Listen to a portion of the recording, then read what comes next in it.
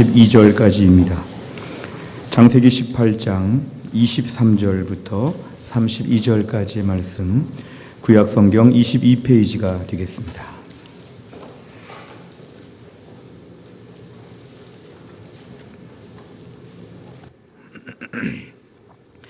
창세기 18장 23절부터 32절까지의 말씀을 저와 한 절씩 교독하시겠습니다.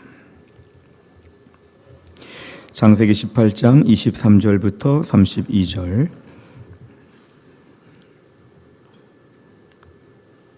저부터 읽겠습니다. 아브라함이 가까이 나아가 이르되 주께서 의인을 악인과 함께 멸하려 하시나이까. 그 성중에 의인 50명이 있을지라도 주께서 그곳을 멸하시고 그 50의인을 위하여 용서하지 아니하시리이까. 주께서 이같이 하사 의인을 악인과 함께 죽이심은 부당하오며 의인과 악인을 같이 하심도 부당하니이다. 세상을 심판하시는 이가 정의를 행하실 것이 아니니이까. 여호와께서 이르시되 내가 만일 소돔 성읍 가운데에서 의인 50명을 찾으면 그들을 위하여 온 지역을 용서하리라. 아브라함이 대답하여 이르되 나는 티끌이나 재와 같사오나 감히 주께 아뢰나이다. 50의인 중에 5명이 부족하다면 그 5명이 부족함으로 말미암아 온 성읍을 멸하시리까. 이르시되 내가 거기서 45명을 찾으면 멸하지 아니하리라. 아브라함이 또 아뢰어 이르되 거기서 40명을 찾으시면 어찌하려 하시나이까. 이르시되 40명으로 말미암아 멸하지 아니하리라. 아브라함이 이르되 내 주여 노하지 마시옵고 말씀하게 하옵소서. 거기서 30명을 찾으시면 어찌하려 하시나이까. 이르시되 내가 거기서 30명을 찾으면 그리하지 아니하리라. 아브라함이 또 이르되 내가 감히 내 주께 아뢰나이다. 거기서 20명을 찾으시면 어찌하려 하시나이까. 이르시되 내가 20명으로 말미암아 그리하지 아니하리라. 아브라함이 또 이르되 주는 노하지 마옵소서. 내가 이번만 더 아뢰리이다. 거기서 10명을 찾으시면 어찌하려 하시나이까. 이르시되 내가 10명으로 말미암아 멸하지 아니하리라. 아멘. 기도하겠습니다. 하나님 아버지, 오늘 저희가 주님 앞에 예배를 드리며 이제 하나님 말씀을 듣는 시간입니다. 하나님 말씀을 대언하는 주의 종을 성령 충만하게 하셔서 하나님 말씀을 권세 있고 능력 있게 선포하게 하여 주옵소서. 하나님 말씀을 듣는 주의 백성들의 마음의 문을 활짝 여시고 이 말씀 가운데 주의 음성을 듣고 이 말씀 가운데 주님의 축복을 받게 하여 주옵소서. 예수님의 이름으로 기도하옵나이다. 아멘. 우리가 성경을 통독하다 보면 때로는 안타까울 때가 있습니다. 그것은 믿음의 사람들이 너무 타락하고 방탕하고 변질될 때 저희는 너무도 안타깝습니다. 저것을 지금 하나님이 다 보고 계시는데 왜 저렇게 할까? 그리고 저러니까 하나님 앞에 벌을 받아서 어려움을 당하게 된다.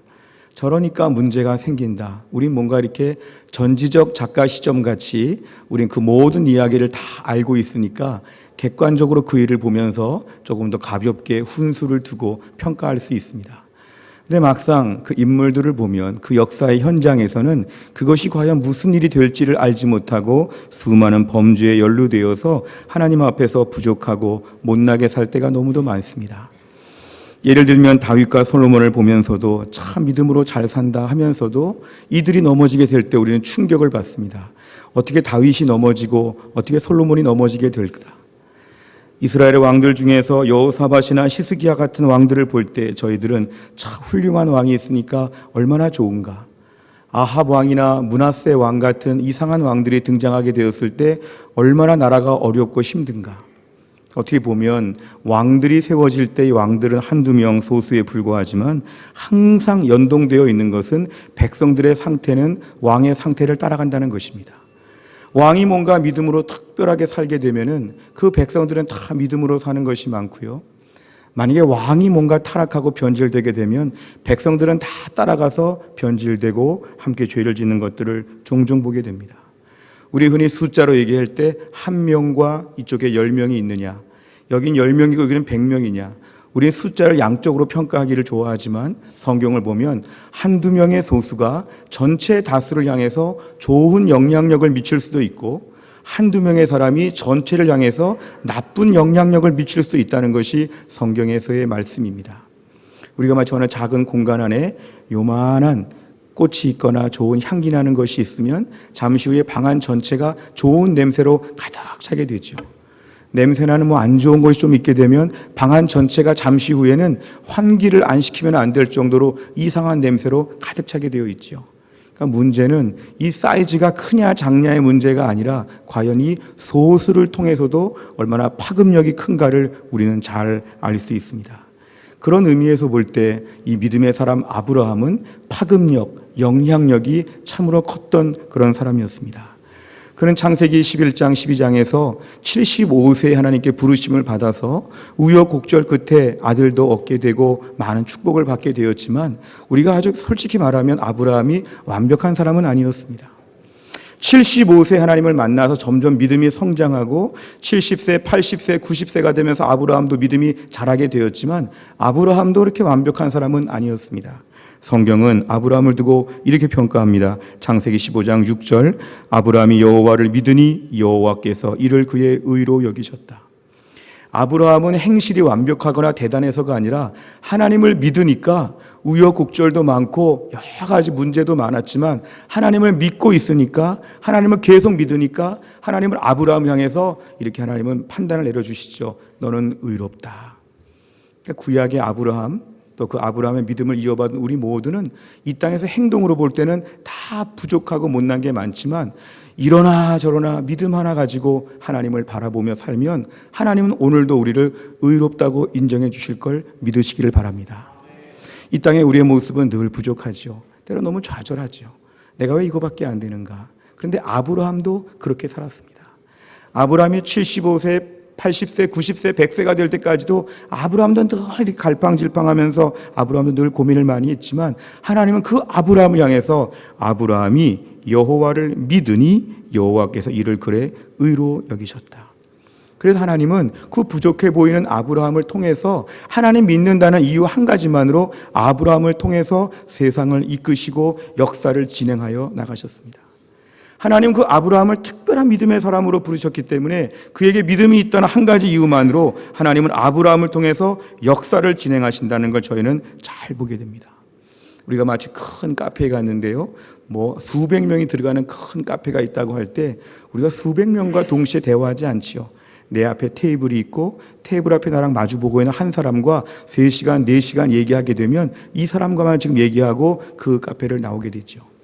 하나님이 역사를 주관하시면서 하나님은 어떤 사람과 주로 상대하시고 어떤 사람과 함께 일하시냐 하면 하나님을 믿는 사람, 믿음의 사람을 통해서 하나님은 역사를 주관하시고 우주 만물을 이끄신다는 걸 저희는 믿어야 합니다. 하나님은 오늘도 많은 사람이 살고 있어도 딱 한 사람, 여호와를 믿는 사람이 누군가? 하나님 말씀에 목숨을 거는 사람이 누구인가? 오늘도 주의 말씀 앞에 부들부들 떨면서 순종하기 위해서 은혜를 사모하는 그 한 사람이 누군가 하나님은 찾아보시고 그 사람을 통해서 역사를 이끌어 가신다는 것입니다. 그래서 우리는 신앙생활하면서 이미 하나님과 친밀한 관계에 우린 놓여지게 되었지만 우리가 사모할 건 이것입니다. 주님과 친밀한 관계로 나아가게 하여 주시옵소서. 하나님을 믿기는 믿는데 하나님과 왠지 어색하고 왠지 하나님 앞에 불량 학생처럼 자꾸만 도망다니고 왠지 하나님과 자꾸 눈을 맞추기 싫어하고 뭔가 부족해 보이는 이런 식으로 살면은 신앙생활에서의 하나님과 친밀한 관계로 나아가지를 못합니다. 너무 억울하죠. 불신자들은 원래 그런데 하나님을 믿으면서조차도 하나님 앞에 늘 곁눈질하면서 눈치 보면서 막 도망다니는 거 하나님과 이런 관계로 가면 이건 정말 고통 중에 고통이죠. 아브라함은 하나님과의 친밀한 관계 속에서 매일매일 살 수 있는 축복을 그는 받았습니다. 시편 25편 14절 같이 읽어볼까요? 시편 25편 14절 시작. 여호와의 친밀하심이 그를 경외하는 자들에게 있으며 그의 언약을 그들에게 보이시리로다. 아멘. 하나님의 친밀하심은 그를 경외하는 자들에게 반드시 있다는 것입니다. 우리가 이런 은혜와 축복을 다 받을 수 있기를 주의 이름으로 축원합니다. 하나님과의 친밀함이 있습니다. 힘들고 어려워도 하나님이 도와주시지. 누가 무슨 말을 들었어도 하나님은 저걸 뒤집어 엎으실 것이지. 아무리 어려운 고난이 와도 하나님 아버지는 나를 사랑하시지. 힘들고 어려워도 하나님 부르짖으면 하나님은 내 편이시지. 이런 마음을 갖게 된다는 것은 하나님과의 친밀감이 있다는 것입니다. 무슨 상황이 어그러지고 막 상황이 뒤집어져도 하나님을 내가 믿는데 하나님은 그럴 뿐이 아니고 하나님은 나를 사랑하시고 하나님 은혜를 주시겠지. 하나님과의 친밀감이 있는 이런 믿음의 사람이 따로 있다는 것입니다. 우리가 하나님을 향해서 자꾸만 친밀함을 누리고 싶고 하나님과 친하고 싶고 가까워지고 싶고 자꾸 나오게 되면 하나님도 우리를 친밀하게 대해 주신다는 것입니다. 사모하는 심령을 만족케 하시고 주여 은혜를 주옵소서 구하게 되면 우리에게 가까이 오시고 우리를 보살펴 주시고 은혜를 베풀어 주신다는 것입니다. 아브라함은 바로 그런 인물이었습니다. 창세기 18장 17절 같이 읽겠습니다. 창세기 18장 17절입니다. 시작. 여호와께서 이르시되 내가 하려는 것을 아브라함에게 숨기겠느냐. 아멘. 저 말씀 너무 좋아합니다. 해마다 연초에 성경을 통독하다가 창세기 18장 17절 하나님이 아브라함을 얼마나 특별하게 생각하셨으면 하나님이 하시는 일들을 하나님이 아브라함에게는 미리 말해주신다는 것이죠. 아브라함아 곧 있어서 소돔과 고모라 성을 내가 멸망할 것이다. 그 성의 죄악이 너무 커서 내가 심판할 것이다. 아브라함 너 혼자 알고 있어라. 하나님 아브라함에게 말씀해 주신다는 거죠. 소돔과 고모라 사람들은 저것도 모르고 흥청망청 놀 것이고 소돔과 고모라 성 그 밖에 사는 많은 사람들 아무것도 모르는 가운데 왜 하늘에서 불덩어리가 떨어질까 놀랬다 이럴 수 있지만 하나님이 아브라함에게는 너 미리 알고 있어라. 소돔과 고모라 성 내가 심판한다. 이게 바로 하나님이 친밀함을 가진 자들에게 미리 알려주시고 하나님 미리 세밀하게 그를 특별 대우해 주신다는 것입니다. 믿음의 사람에게 주신 가장 큰 축복은 뭐냐면 하나님은 믿음의 사람들이 하나님과 특별한 관계를 가지고 있을 때 하나님은 항상 미리 말씀하시고 미리 하나님은 동역자로 사용하여 주시고 같이 일하게 하시는 것이 하나님의 역사입니다. 우리 신앙생활 한 번 합니다. 일평생 한 번 사는 것처럼 신앙생활 한 번 하는 것이죠. 우리에게 두 번째 인생, 세 번째 인생 없습니다. 천국 가기 전에 한 번 인생 삽니다. 그 짧은 한 번의 믿음 생활을 감당하면서 우리 모두가 아브라함처럼 하나님과 친밀한 관계를 누리는 것은 너무도 큰 축복입니다. 하나님 저에게 가르쳐 주옵소서. 하나님 이것은 무엇입니까? 내가 너에게만 얘기할 텐데 내가 너에게 미리 말하겠다. 하나님과 친밀하게 하나님께 기도하고 하나님 말씀해 주시고 하나님과 늘 친밀한 관계를 누리는 하늘의 신령한 축복을 우리 모두가 다 받을 수 있기를 주의 이름으로 축원합니다. 오늘 본문을 보시면 이런 상황 가운데서 하나님께서 아브라함에게 지금 미리 말씀해 주셨죠. 소돔과 고모라 성의 죄악이 하늘에 달하고 너무 크기 때문에 하나님이 엄한 벌을 내려서 이 성을 다 멸망할 것이다. 근데 오늘 본문에 보면 의아하게 아브라함이 그 말을 듣고 나서 하나님께 한 가지 제안을 합니다. 23절 아브라함이 가까이 나아가 이르되 주께서 의인을 악인과 함께 멸하려 하시나이까. 좀 당돌해 보이고 피조물인 아브라함이 하나님께 지나치게 오버하는 것처럼 보일 수 있는 좀 버릇없어 보이는 저 말씀을 볼 때 우리는 아브라함이 너무 심하지 않은가? 하나님과 얼마나 친밀하길래 저렇게까지 말하나? 좀 이렇게 의아하게 아브라함을 볼 수 있지만 저 말씀은 하나님과 친밀함을 누리던 아브라함만이 할 수 있는 말이었습니다. 왜냐하면 하나님의 마음은 소돔성 고모라성 죄 졌으니까 죄가 일정한 분량에 찼으니까 그냥 벌을 내리시는 기계적인 심판을 좋아하시는 분이 아니라는 것이죠. 베드로 후서 3장 9절 하반절에 보면 하나님 이런 분이십니다. 오직 주께서는 너희를 대하여 오래 참으셔. 왜 참으시냐 하면 아무도 멸망하지 않고 어서 회개하라고 자꾸 시간을 더 주셔. 하나님은 참으셔. 왜 그럴까요? 하나님은 다 회개해서 멸망하지 않기를 원하신다는 것입니다. 우리가 하나님 무서운 심판자로만 생각하게 되면 하나님은 옳거니 내가 너를 미워했는데 잘못했으니까 벌을 내려야지. 하나님 그런 분이 아니라는 것이죠. 어서 회개해라. 내가 시간 조금 더 줄 테니까 회개해라. 내가 너희들 벌 내리고 싶지 않아. 내가 벌 안 내리고 싶으니까 조금 더 시간을 줄게. 어서 회개해라. 회개해라. 이것이 바로 하나님 아버지의 마음이라는 것입니다.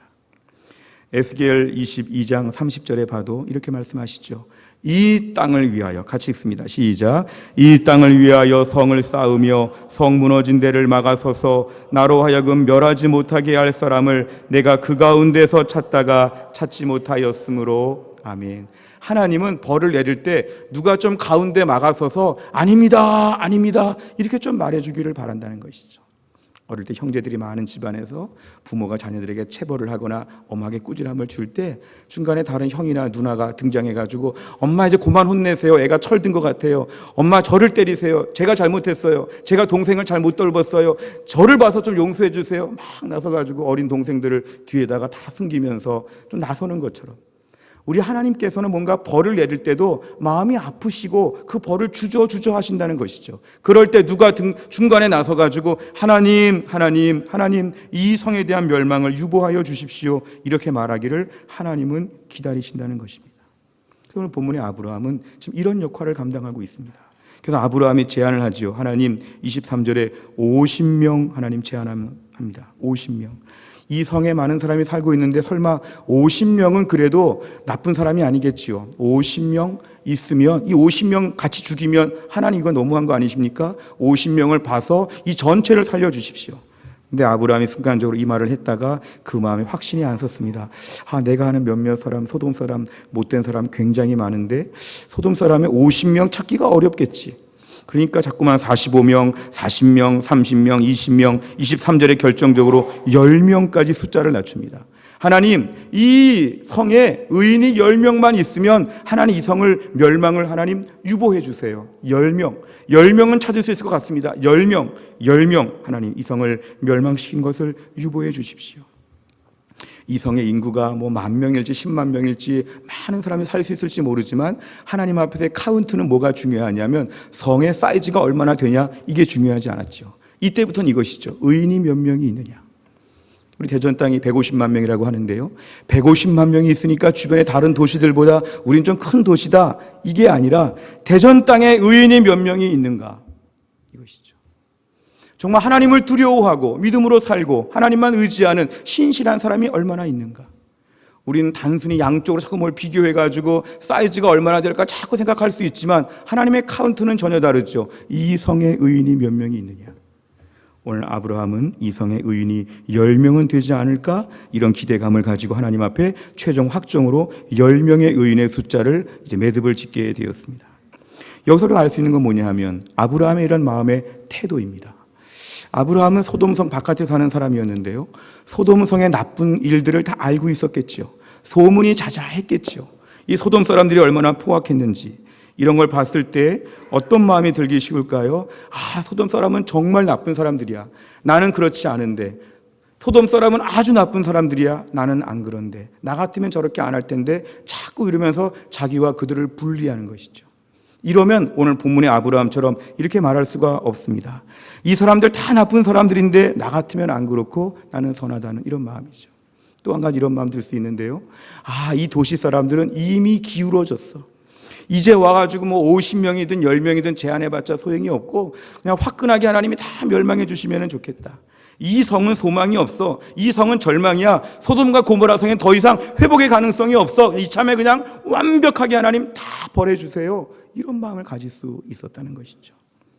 나는 그렇지 않다. 이런 마음에 교만함이나 아니면 이 성은 끝났다고 하는 절망이나 이런 것들을 아브라함은 다 갖지 아니하고 아브라함은 이런 자세였습니다.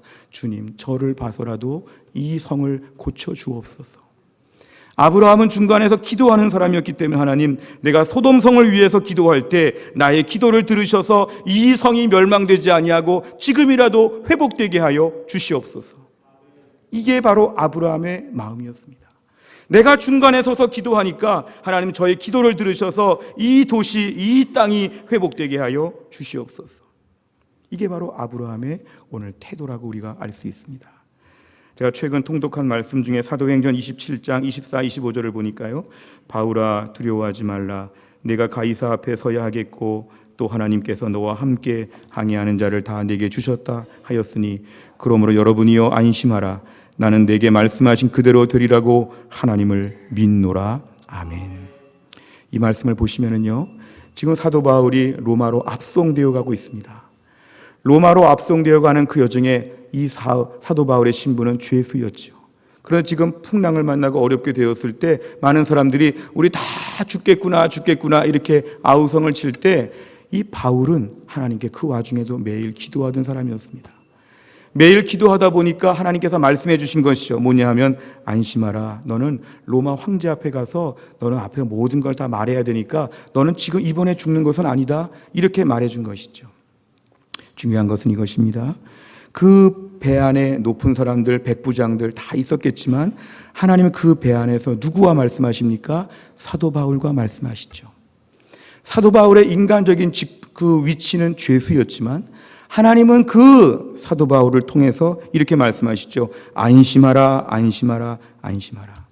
그래서 사도 바울은 이렇게 얘기합니다. 사람들 앞에 나가서 여러분 안심하십시오. 이 배는 물에 빠질 것이 아닙니다. 여러분 안심하십시오. 하나님이 나에게 확신을 주셨습니다. 우린 다 안전할 것입니다. 이렇게 외칠 수 있는 건 뭐냐 하면은 바로 사도 바울이 아브라함과 같은 확신이 있었기 때문에 이렇게 말할 수가 있었다는 것입니다.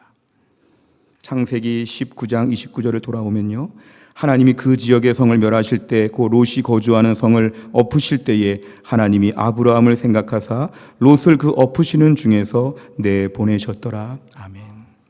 하나님은 항상 믿음의 사람을 통해 일하시고 아브라함이나 사도 바울이나 이런 자들을 통해서 하나님 말씀하여 주시고 모든 걸 보장하여 주시는데 저 말씀을 보면 아브라함 때문에 조카 롯을 하나님이 생각해 주셨습니다.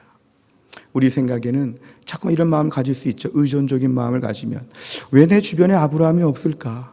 하나님 좀 저 사람 생각하고 나를 좀 살려주면 좋은데 내 주변에 왜 이렇게 아브라함이 없을까? 오늘 말씀을 잘못 적용하게 되면 내 인생에 아브라함이 없어서 내가 오늘 이 모양이 되었다고 자꾸 이렇게 롯의 컴플렉스 같은 불평을 가질 수 있습니다.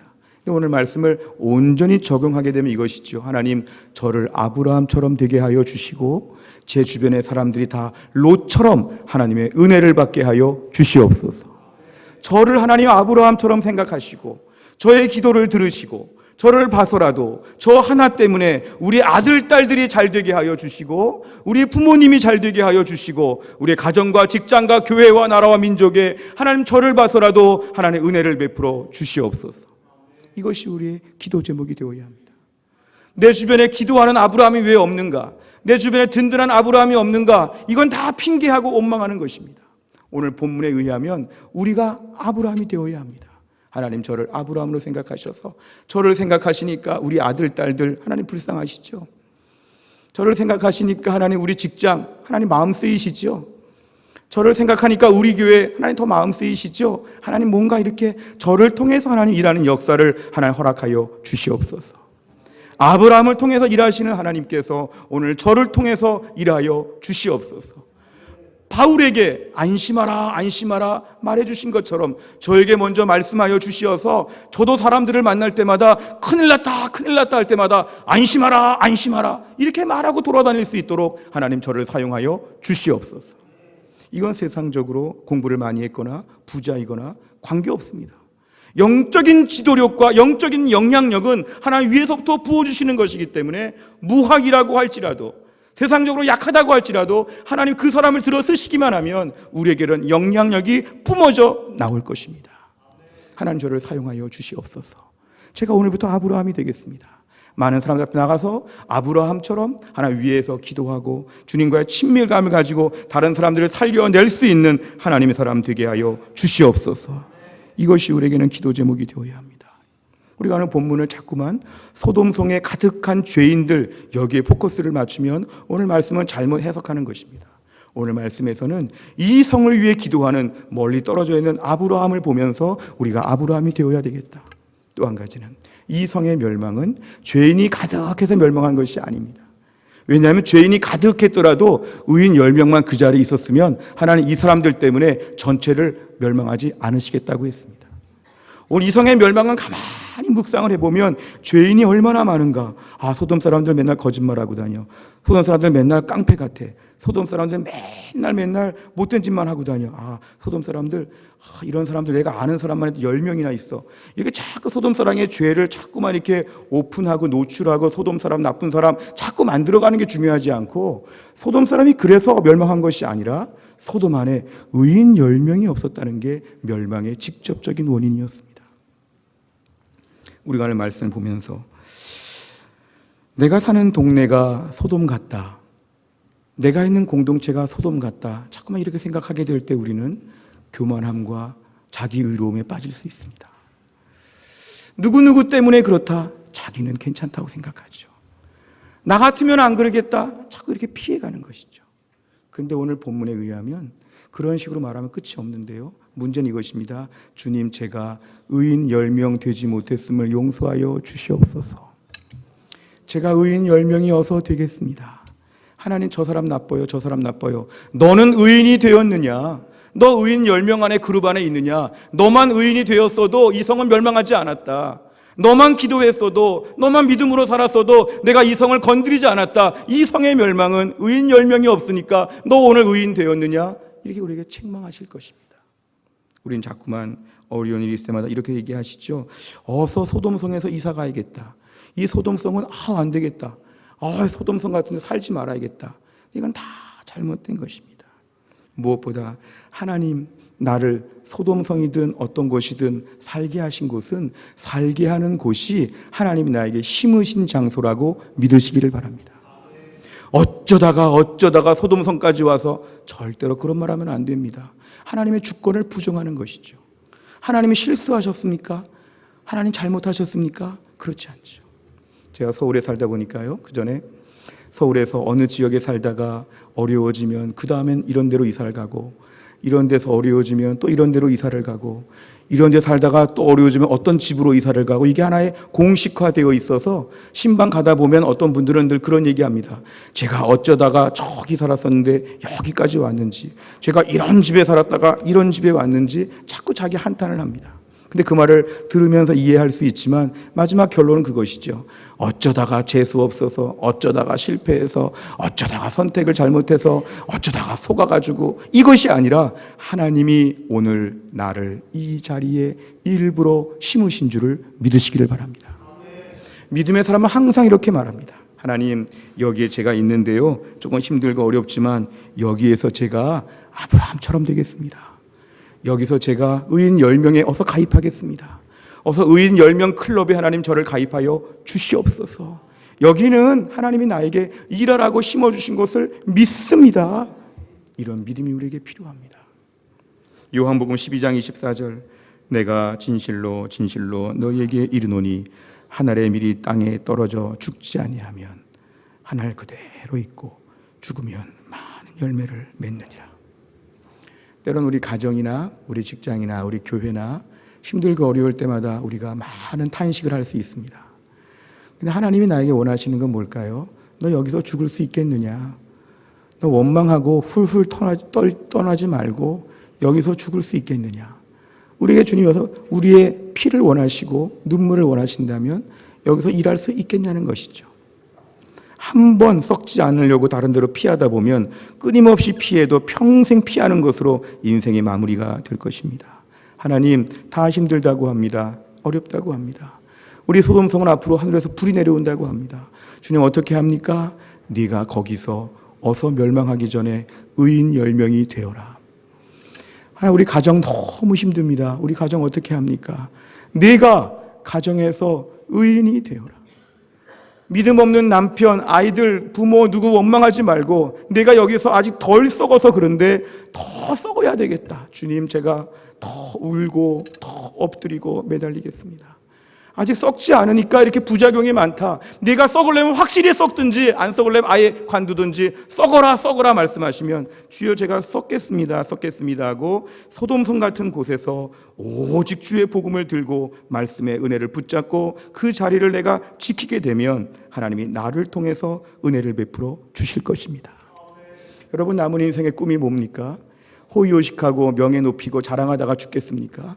그런 식으로 살다가 인생 죽겠다고 하면 구원의 확신을 다시 한번 점검해 보시기를 바랍니다.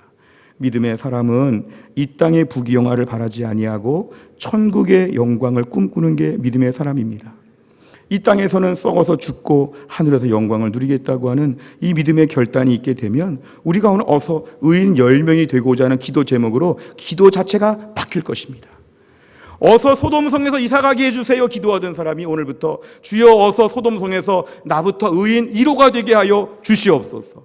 내 주변에 의인 2호가 나오게 하여 주옵소서. 내 주변에 의인 9호, 의인 10호가 어서 채워지게 하여 주시옵소서.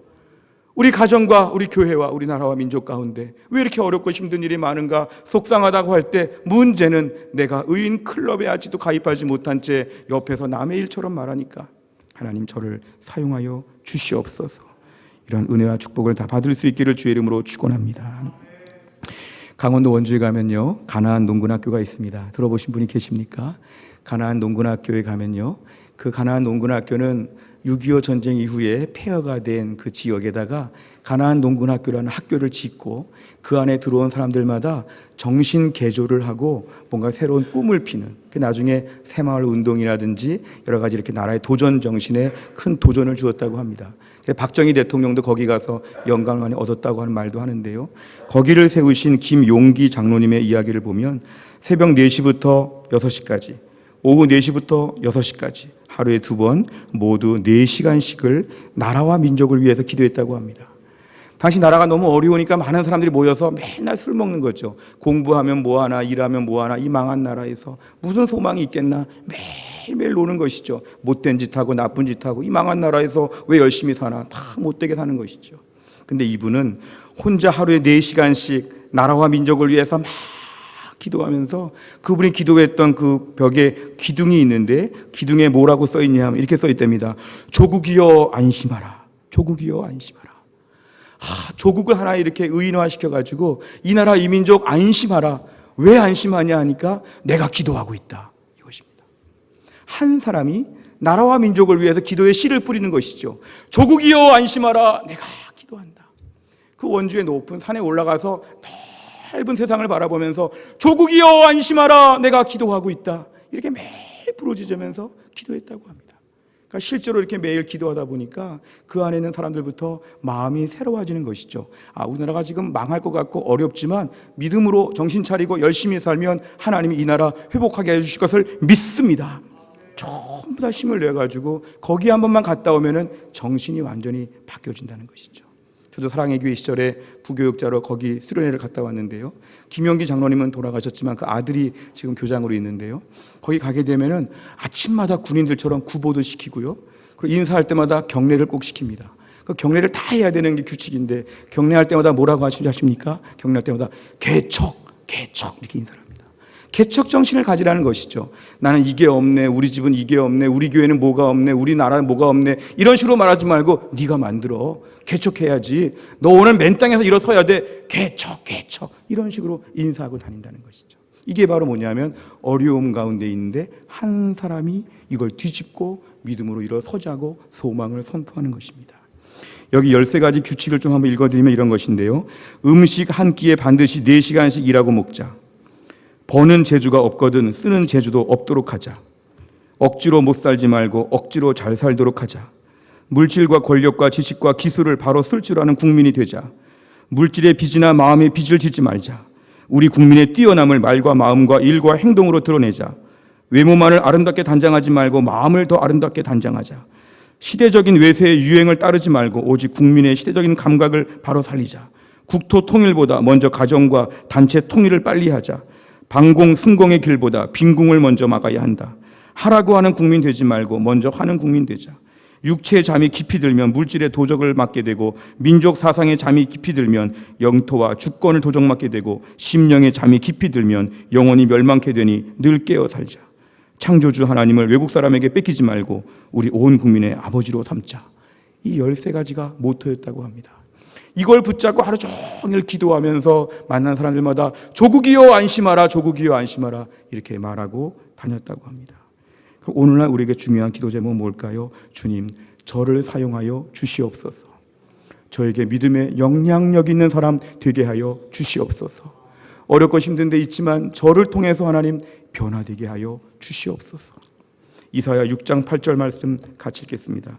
이사야 6장 8절입니다. 시작. 내가 또 주의 목소리를 들으니 주께서 이르시되 내가 누구를 보내며 누가 우리를 위하여 갈고 하시니 그때 내가 이르되 내가 여기 있나이다 나를 보내소서 하였더니 아멘. 우리가 저런 말씀 붙잡아야 됩니다. 하나님 저를 사용하여 주시옵소서. 제가 아브라함처럼 의인 10명 달라고, 의인 10명 때문에 멸망하지 않게 해달라고 기도하는 사람 되게 하여 주옵소서. 제가 의인 10명이 되어서 이 도시의 멸망을 막아설 수 있는, 우리 공동체 어려움을 막아서는 최후의 보루 10명에 제가 가입하게 하여 주시옵소서. 이것이 우리 남은 인생의 소망과 꿈이 되어야 합니다. 우리 흔히 생각할 때 영향력이 좋은 영향력이 있거나 중립이 있거나 나쁜 영향력이 있다고 볼 수 있지만, 영향력은 그렇지 않습니다. 영향력은 좋거나 나쁘거나 둘 중에 하나입니다. 우리가 오늘 말씀처럼 선한 영향력을 미치려고 하지 않으면 우리는 중립 상태에 머무는 것이 아니라 부정적으로 갑니다. 민수기 11장 4절과 6절, 그들 중에 섞여 사는 다른 인종들이 탐욕을 품음에 이스라엘 자손도 다시 울며 이르되 누가 우리에게 고기를 주어 먹게 하랴. 우리가 애굽에 있을 때 값없이 생선과 오이와 참외와 부추와 파와 마늘들을 먹은 것이 생각나거늘 이제 우리가 기력이 다하여 이 만나 외에 보이는 것이 아무것도 없다. 이게 바로 뭐냐면 불평에 대한 부정적인 영향력이 파급된다는 것이죠. 항상 불평은 한 명이 하면 두 명이 하고요, 두 명이 하면 10명이 하고 10명이 하면 공동체 전체가 다 불평합니다. 우리의 믿음의 삶의 영향력이 부정적으로 쓰이게 되면 이건 하나님과 역행하는 것입니다. 하나님은 우리에게 조국이여 안심하라, 안심하라, 안심하라 이런 말씀을 주시는데, 우리가 오늘 부정적인 영향력을 미치게 되면 이렇게 말하죠. 다 죽었다, 끝났다, 망했다, 이런 것이죠. 이런 말에 있어서 우리가 쓰임받는 것은 우리 인생에 너무 잘못 사용되어져 있는 것입니다. 최근 임직자 교육을 하면서 좋은 권사 이런 책을 함께 읽었습니다. 교회 안에 권사님들, 교회 안에 말씀 많이 하실 수 있지만 불평과 원망에 대한 부분들은 차단하고 막아야 됩니다. 신방 가거나 누구를 만나거나 부정적인 말들이 나왔을 때 함께 맞장구를 치고 그 말을 퍼뜨리게 되면 이건 큰일 나는 것이죠. 어떤 분들은 유리컵에다가 보리차 한 잔 마셨더니 멀리서 지켜보는 어느 교회 집사님이 이렇게 말을 퍼뜨렸답니다. 저분은 맨날 맥주를 먹고 돌아다녀. 맨날 맥주를. 그러니까 본인이 확인도 안 했을 뿐더러 한 번 봤는데도 맨날 먹고 다녀. 하루 종일 술에 취해 산데 고주망태가 되어 있대. 막 그냥 일이 막 말이 퍼지는 것이죠. 이런 것들은 다 부정적인 영향력이라고 합니다. 하나님 앞에 존귀한 믿음의 삶을 사는 저희가 부정적인 영향력을 미치게 되면 이건 우리의 창조 용도에 어긋나는 것입니다. 에베소 4장 29절, 무수 더러운 말은 너희 입 밖에도 내지 말고 오직 덕을 세우는 데 소용되는 대로 선한 말을 하여 듣는 자들에게 은혜를 끼치게 하라. 아멘. 우리 남은 인생 하나님 앞에 믿음의 선한 영향력을 다 끼칠 수 있기를 주의 이름으로 축원합니다. 기도하겠습니다. 하나님 아버지, 우리를 구원하여 주시고 믿음의 백성으로 살게 하신 주님, 주님과의 친밀감을 가지고 날마다 주님과 동행할 수 있는 특별한 삶을 살게 하셨사오니 우리도 아브라함처럼 하나님과 친밀한 관계를 누리게 하여 주시옵소서. 날마다 사도 바울처럼 주의 음성을 듣게 하여 주시고 우리의 모든 삶에 있어서 주변에 김용기 장로님처럼 힘들고 어려운 사람들 앞에 조국이여 안심하라, 여러분 안심하십시오, 하나님이 일하십니다, 지금은 하나님이 일하실 때입니다, 우리 잠잠히 기도하고 기다립시다, 하나님의 선하심을 함께 바라볼 수 있는 믿음의 하나님 귀한 일꾼들이 다 될 수 있도록 함께하여 주시옵소서. 하나님, 가정과 교회와 나라와 민족 가운데 모두가 하나님 기도할 일꾼이 필요한 때에 우리가 더 이상 악한 사람들 많다고 절망하지 아니하고 우리가 어서 의인 10명 안에 들어가서 우리 때문에 하나님의 진노가 멈추고 우리 때문에 하나님의 은혜와 회복의 때가 임할 수 있는 축복의 도구가 되게 하여 주시옵소서. 모든 말씀을 예수님의 이름으로 기도하옵나이다. 아멘.